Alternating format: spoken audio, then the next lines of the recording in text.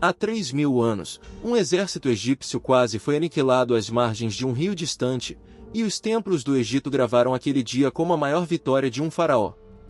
Hoje revê-lo como escribas, escrevendo décadas depois dos fatos, transformaram a quase derrota de Ramsés II numa lenda esculpida em pedra. Revê-lo o erro de um copista que deu nome a esse poema até hoje. Prepare-se, esta é a história de uma memória escrita à mão. No ano estimado de 1279 a.C., um jovem sobe ao trono do Egito com o nome de Ramsés II. Ele herda uma disputa antiga com o Império Hitita pelo controle da Síria. Poucos anos depois, reúne suas 4 divisões, Amon, Ra, Taeset, e marcha rumo à fortaleza de Cádiz, às margens do rio Orontes. Ramsés busca a batalha que consagraria seu nome, não imagina que quase seria a última de sua vida. Perto de Cádiz, 2 beduínos chegam ao acampamento egípcio jurando que o exército hitita ainda está longe, ao norte. Confiante, Ramsés avança com a divisão de Amon, deixando as demais divisões dispersas pela estrada, sem saber que caíra numa armadilha. Os beduínos eram espiões do rei hitita Muwatalli II, que escondera seus carros de guerra atrás da própria cidade de Cádiz. A cilada estava armada, e o faraó caminhava direto para dentro dela. Assim que a divisão de Amon monta acampamento, os carros hititas atravessam o rio Orontes e caem sobre os egípcios como uma tempestade. Em minutos as tropas se desfazem, soldados fogem, e o acampamento real é tomado pelo caos. Os relevos que sobrevivem até hoje, esculpidos nas paredes de Abu Simbel, registram esse instante, o faraó cercado, quase sozinho, entre milhares de inimigos. Foi o momento mais próximo que um faraó egípcio chegou de ser capturado em batalha. Segundo o relato oficial, Ramsés se vê praticamente abandonado, rodeado por carros hititas de todos os lados, sem retirada possível. O texto descreve seu apelo ao deus Amon, pedindo socorro em nome do que já havia oferecido aos templos. É um instante que os escribas tratariam depois como prova da grandeza do faraó, maior, dizem, que qualquer templo erguido. Mas, no chão empoeirado de Cádiz, havia mesmo um exército à beira do colapso. A virada chega com a chegada de uma força de reforço, os chamados Nearim, que atacam os hititas pela retaguarda e aliviam a pressão sobre Ramsés. O faraó reorganiza os sobreviventes, resiste até o anoitecer, e impede que a derrota se torne um desastre total. Nenhuma fonte egípcia admite recuo, todas descrevem apenas a bravura real. Esses relevos do Ramsés I, esculpidos ainda no reinado de Ramsés, fixam essa versão dos fatos em pedra para sempre. Na manhã seguinte, os 2 exércitos voltam a se enfrentar, mas nenhum consegue vencer de forma definitiva. Cádiz permanece em poder hitita, e Ramsés retorna ao Egito sem a conquista que buscava. Historiadores modernos descrevem o resultado como um empate estratégico, mas um empate não bastava para as paredes de um templo egípcio. Alguém precisava transformar aquele impasse em vitória, e foi essa tarefa que caiu sobre os ombros dos escribas reais. De volta à corte, Ramsés ordena que sua versão da batalha seja registrada para a eternidade.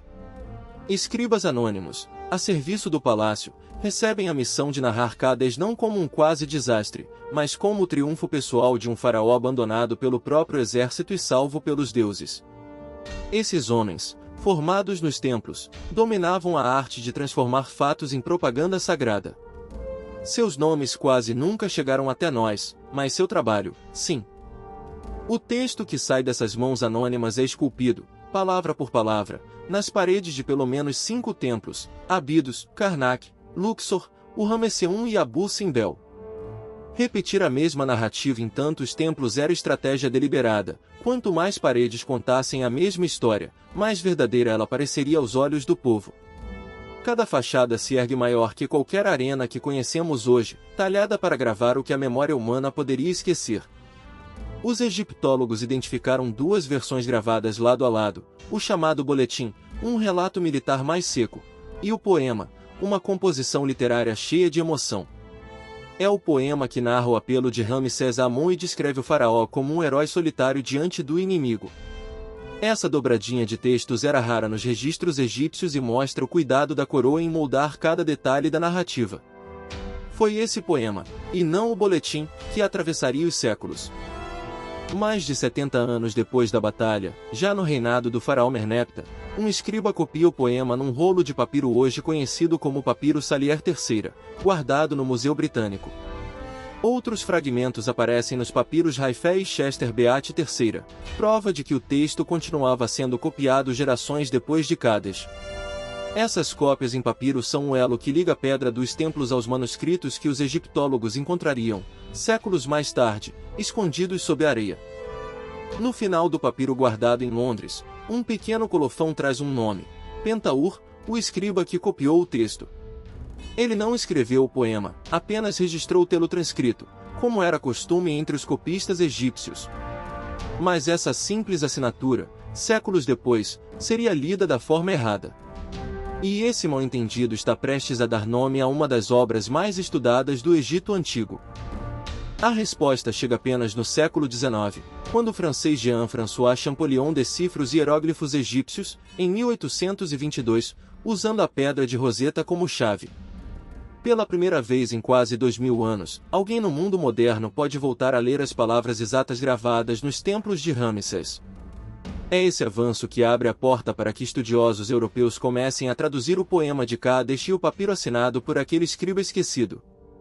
Ao traduzir o colofão do papiro Salier III, os egiptólogos do século XIX leem o nome do copista, Pentaur, e o confundem com o autor da obra inteira. O engano se espalha pelos livros acadêmicos, e o texto passa a ser chamado, até hoje, de poema de Pentaur, nome que pertence a um simples copista, não ao criador da narrativa. O verdadeiro autor, ou autores, continua anônimo, escondido atrás dos escribas da corte de Ramsés. E aqui está a revelação que estes hieróglifos guardaram por tanto tempo. O poema de Pentaur nunca teve um poeta como autor confirmado, foi obra coletiva e anônima de escribas do trono, e seu nome nasceu de um erro de leitura cometido séculos depois. A quase derrota de um faraó cercado tornou-se lenda de vitória não porque os fatos mudaram, mas porque alguém decidiu, com pena e cinzel, qual história mereceria ser lembrada. Esse é o ensinamento de Cádiz. Assim os escribas do Egito Antigo nos ensinam que toda pedra gravada guarda duas histórias, o que de fato ocorreu, e o que o poder quis que a eternidade lembrasse. O poema de Pentaur segue vivo, entre papiros e paredes de templos, testemunha desse jogo entre memória e verdade. Se este mistério revelou algo novo, saiba que outros segredos do Egito Antigo ainda dormem sob a areia. No próximo vídeo, deixo a mais uma câmara esquecida, venha comigo.